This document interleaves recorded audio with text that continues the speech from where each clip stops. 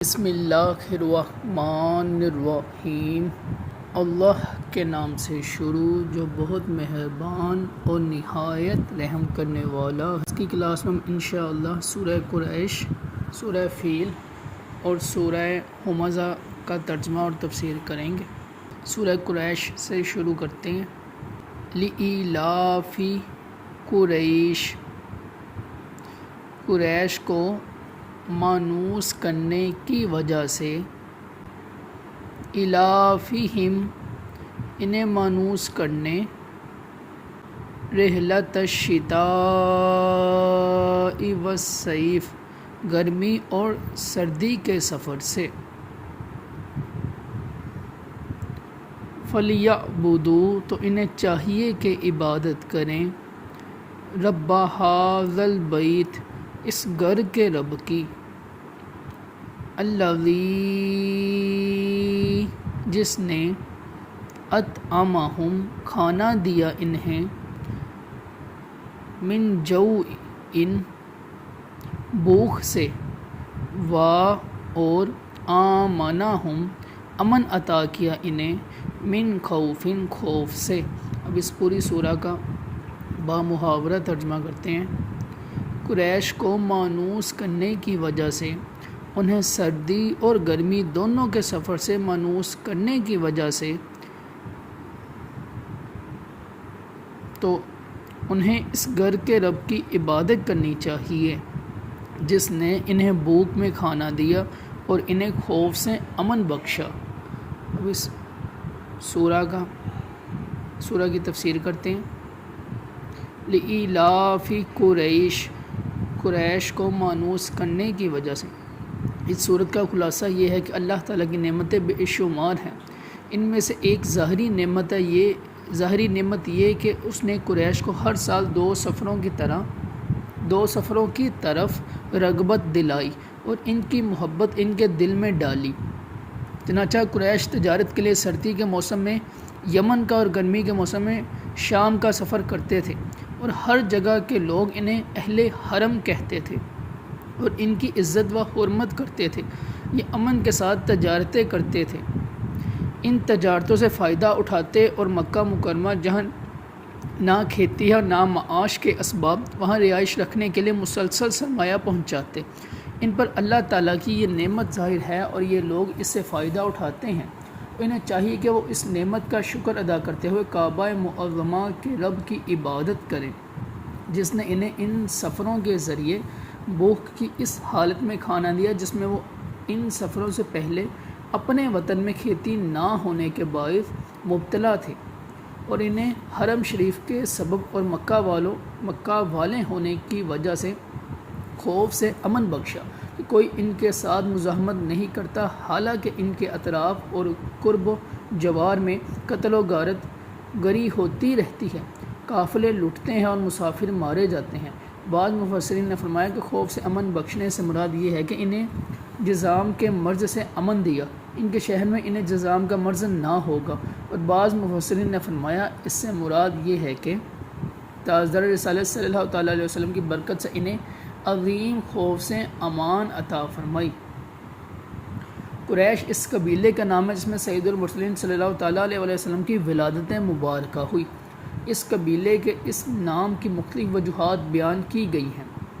ان میں سے ایک یہ ہے کہ حضور اقدس صلی اللہ تعالیٰ علیہ وسلم کے آباء و اجداد میں سے ایک باکمال ہستی فہر بن مالک ہے، ان کا لقب قریش ہے اور ان کی اولاد قریشی یا قریش کہلاتی ہے۔ فہر بن مالک قریش اس لیے کہلاتے ہیں کہ قریش ایک سمندری جانور کا نام ہے جو بہت ہی طاقتور ہوتا ہے، اور وہ سمندری جانوروں کو کھا ڈالتا ہے۔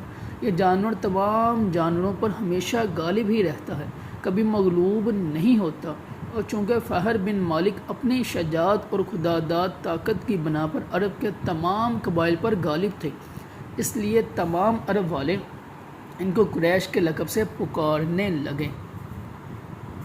یہاں قریش سے متعلق 3 احادیث ملاحظہ ہوں۔ سب سے پہلی حضرت واصلہ بن اسقع رضی اللہ تعالیٰ عنہ سے روایت ہے رسول کریم صلی اللہ تعالیٰ علیہ وسلم نے ارشاد فرمایا، اللہ تعالیٰ نے حضرت اسماعیل علیہ السلام کی اولاد میں کنانہ کو چن لیا، اور کنانہ سے قریش کو چن لیا، اور قریش میں سے بنو ہاشم کو چن لیا، اور بنو ہاشم میں سے مجھے چن لیا۔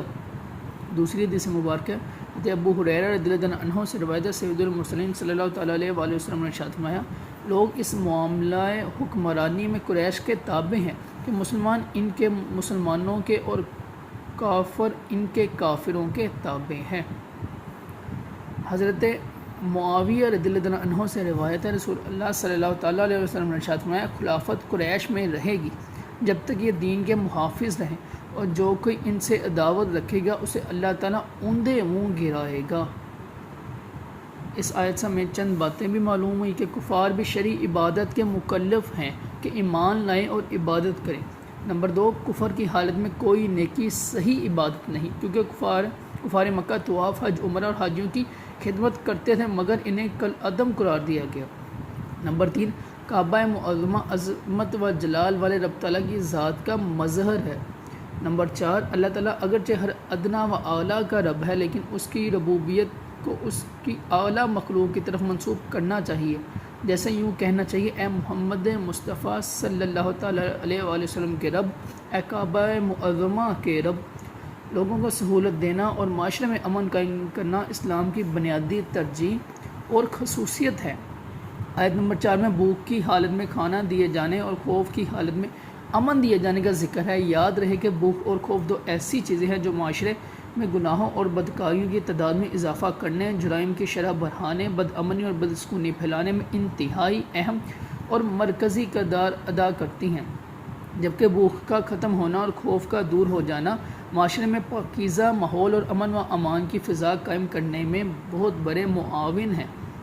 اسے دوسرے انداز میں یوں سمجھ لیجیے کہ جہاں لوگوں کو سہولیات دی جاتی ہیں اور ان کی ضروریات زندگی پورا کرنے کی خاطر خواہ انتظامات ہوتے ہیں، وہاں گناہوں اور بدکاریوں کی شرح کم ہوگی، اور جہاں امن و امان قائم ہے وہاں جرائم کی تعداد نہ ہونے کے برابر ہوگی اور لوگ پرسکون زندگی بسر کریں گے۔ اگر موجودہ دور میں عالمی سطح پر لوگوں کی حالت کا جائزہ لیا جائے تو یہ چیز واضح ہوگی کہ ان میں زنا، چوری، ڈاکے، لوٹ مار، چھیننا، قتل و غارت گری، بدامنی، بدسکونی، بے چینی اور ان کے علاوہ طرح طرح کے جرموں، گناہوں اور خوفوں کے عام ہونے کا بنیادی سبب بھوک ختم کرنے کے قابل قدر ذرائع کا نہ ہونا، زندگی گزارنے کے لیے بنیادی سہولیات سے محروم ہونا اور امن و امان قائم کرنے کے لیے ضروری انتظامات کا نہ ہونا، اور دین اسلام کے احکامات اور تعلیمات پر نظر کی جائے تو یہ حقیقت روشن دل سے زیادہ صاف نظر آئے گی۔ لوگوں کی بھوک کو ختم کرنا، انہیں سہولیت فراہم کرنا، پاکیزہ معاشرے کا قیام اور امن قائم کرنا اسلام کی بنیادی ترجیحات اور خصوصیت میں سے ہے۔ جیسے دین اسلام میں مالدار مسلمانوں پر زکوٰۃ فرض کی گئی ہے اور بعض اعمال پر صدقات دینے کا حکم دیا گیا ہے، اور ان کا حقدار ان لوگوں کو ٹھہرایا گیا جو انتہائی ضرورت مند ہیں اور فقیر و مسکینی کی حالت میں زندگی گزار رہے ہیں، تاکہ ان کی ضرورت پوری ہونے اور فقر و مسکینی دور ہونے کا باقاعدہ انتظام ہو۔ اگر آج بھی لوگ دین اسلام کے احکام پر صحیح طریقے سے عمل کرنا شروع کر دیں اور اس کی تعلیمات کو اپنے اوپر نافذ کر لیں تو یہ دنیا میں بھی زندگی کی بنیادیں اور ضروری سہولیت پالیں گے، پاکیزہ اور پرامن معاشرے میں زندگی بسر کرنے لگیں گے، اور اللہ تعالیٰ کے فضل سے آخرت میں بھی چین، سکون، راحتوں، نعمتوں اور آسائشوں میں ہمیشہ کے لیے زندگی گزاریں گے۔ اللہ تعالیٰ ہمیں دین اسلام کے احکام اور اس کی تعلیمات پر صحیح طریقے سے عمل کرنے کی توفیق عطا فرمائے۔ اگلی ہم سورہ دیکھتے ہیں، سورہ فیل۔ بسم اللہ الرحمن الرحیم۔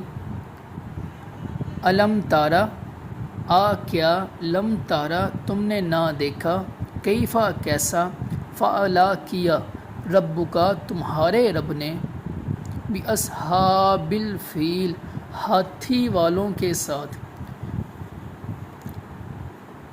کیا، لم یجعل اس نے نہ ڈالا، کیدہم ان کے مکر و فریب، فی تدلیل تباہی میں، اور ارسالہ بھیجے، علیہم ان پر، طیرن پرندے، و ابابیل فوج در فوج، پرندے فوج در فوج، ترمیہم وہ مارتے تھے انہیں بحجارات من سجیل کینکر کے پتھروں سے فجعلہم تو اس نے کر ڈالا انہیں کعصف مأکول کھائے ہوئے بوسے کی طرح۔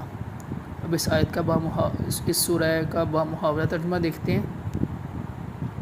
کیا تم نے نہ دیکھا کہ تمہارے رب نے ان ہاتھی والوں کا کیا حال کیا؟ کیا اس نے ان کے مکر و فریب کو تباہی میں نہ ڈالا اور ان پر فوج در فوج پرندے بھیجے جو انہیں کینکر کے پتھروں سے مارتے تھے تو انہیں جانوروں کے کھائے ہوئے بوسے کی طرح کر دیا۔ اب اس سورہ کی تفسیر دیکھتے ہیں۔ الم تارا کیف فعل ربک باصحاب الفیل کیا تم نے نہ دیکھا کہ تمہارے رب نے ان ہاتھی والوں کا کیا حال کیا؟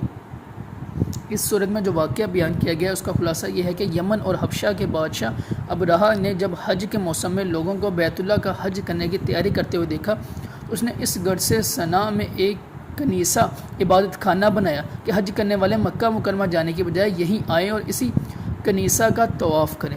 عرب کے لوگوں کی یہ بات بہت ناگوار گزری اور قبیلہ بنی کنانہ کے ایک شخص نے موقع پا کر اس کنیسہ میں قضائے حاجت کی اور اس کی نجاست سے آلودہ کر دیا اور اس کو اپنی نجاست سے آلودہ کر دیا۔ جب ابرہہ کو یہ بات معلوم ہوئی تو اسے بہت طیش آیا اور اس نے قسم کھائی کہ وہ کعبہ معظمہ کو گرا دے گا۔ چنانچہ وہ اس ارادے سے اپنا لشکر لے کر چلا۔ اس لشکر میں بہت سے ہاتھی بھی تھے اور ان کا پیشرو ایک بڑے جسم والا کوہ پیکر ہاتھی تھا جس کا نام محمود تھا۔ ابرہہ جب مکہ مکرمہ کے قریب پہنچا تو اس نے اہل مکہ کے جانور قید کر لیے اور ان میں حضرت عبد المطلب کے 200 اونٹ بھی تھے۔ حضرت عبد المطلب ابرہہ کے پاس آئے تو اس نے ان کی تعظیم کی اور اپنے پاس بٹھا کر پوچھا کہ آپ کس مقصد سے یہاں آئے ہیں، آپ کا کیا مطالبہ ہے؟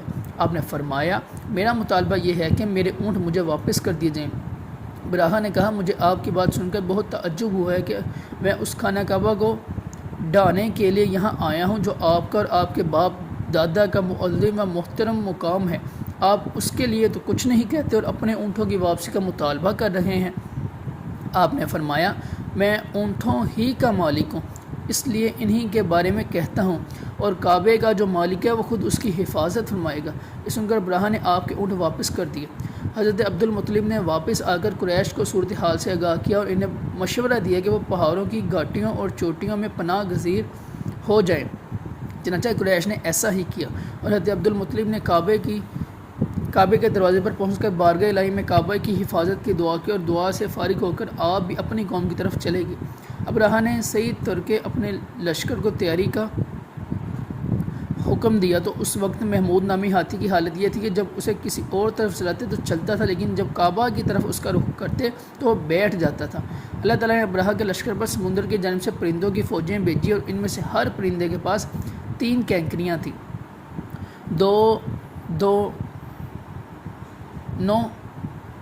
دونوں پاؤں میں اور ایک چونچ میں تھی۔ وہ پرندے آئے اور کینکر کے پتھروں سے انہیں مارنے لگے۔ چنانچہ جس شخص پر وہ پرندہ سنگریزہ چھوڑتا تو وہ سنگریزہ اس کے خود کو توڑ کر سر سے نکلتا ہوا جسم کو چیر کر ہاتھی میں سے گزرتا ہوا زمین پر پہنچ جاتا اور ہر سنگریزے پر اس شخص کا نام لکھا ہوا تھا جس سنگریزے سے اسے ہلاک کیا گیا۔ اس طرح ان پرندوں نے ابرہہ کے لشکروں کو جانوروں کے کھائے ہوئے بوسے کی طرح کر دیا۔ جس سال یہ واقعہ رونما ہو اس سال سرکار دو عالم صلی اللہ تعالیٰ علیہ وسلم کی ولادت ہوئی۔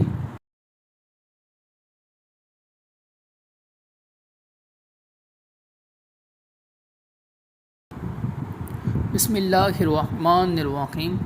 ویل لکل ہمزۃ لمزہ، ویل خرابی ہے، لکل ہمزۃ لمزہ ہر منہ پر عیب نکالنے والے، پیٹھ پیچھے برائی کرنے والے کے لیے۔ اس آیت کی تفسیر دیکھتے ہیں۔ ویل لکل ہمزۃ لمزہ اس کے لیے خرابی ہے جو لوگوں کے منہ پر عیب نکالے، پیٹھ پیچھے برائی کرے۔ یہ آیتیں ان کفار کے بارے میں نازل ہوئیں جو سرکار دو عالم صلی اللہ تعالیٰ علیہ وآلہ وسلم اور آپ صلی اللہ تعالیٰ علیہ وسلم کے صحابہ کرام رضی اللہ عنہم پر اعتراضات کرتے تھے اور ان حضرات کی غیبت کرتے تھے، جیسے اخنس بن شریک، امیہ بن خلف اور ولید بن مغیرہ وغیرہ۔